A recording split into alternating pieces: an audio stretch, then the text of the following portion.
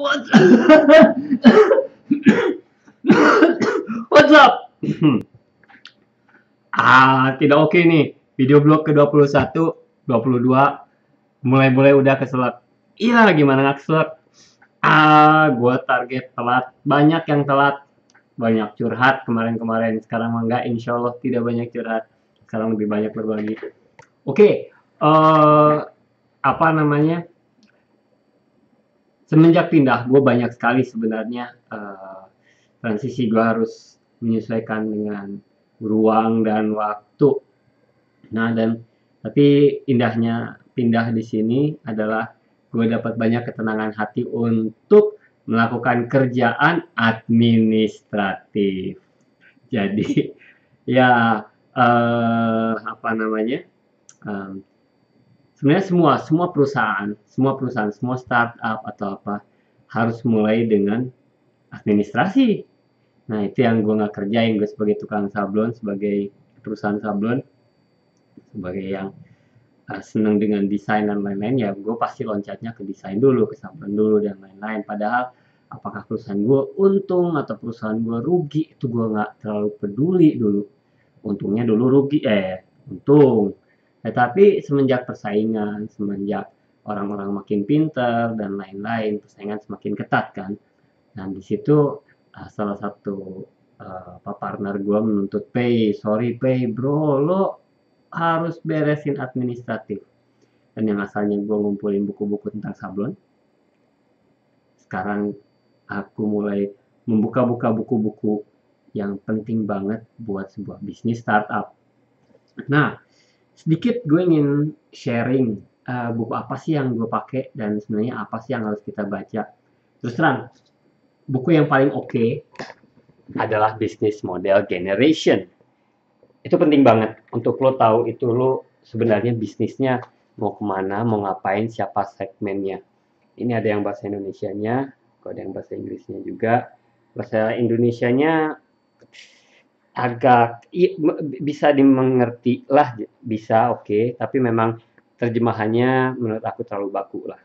Kalau sedangkan baca yang buku bahasa Inggrisnya, bagi yang suka dengan bahasa Inggris, jauh lebih santai, bahasanya santai. Nah, jadi di Business Model Generation itu kita diajarin untuk bikin bisnis canvas. Maksudnya apa sih bisnis canvas? Yaitu sebenarnya produk kita apa sih? Habis itu kita nilainya apa? Maksudnya t-shirt, let's say t-shirt atau kaos atau semacamnya. Apa sih nilainya? Value yang lo kasih, value proposition yang membedakan produk lo dengan produk orang lain itu apa?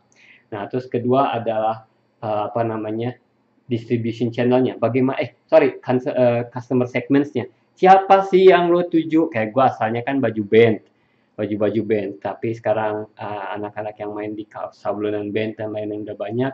Kayaknya gue ke baby metal dan lain-lain, dan nyablon ke baju-baju yang kecil dan infrastruktur gue yang kecil. Itu customer segmen gue adalah orang-orang yang punya anak yang suka baju metal atau ke metal-metalan. Nah, habis itu lo mau nyampein informasinya tentang produk lo seperti apa? Ya, itu mau via Facebook, mau punya toko langsung, atau lo mau kayak MLM dan lain-lain. Itu sorry, gue nyontek dulu. Customer relationship itu seperti apa? Nah, habis itu ada juga customer apa namanya?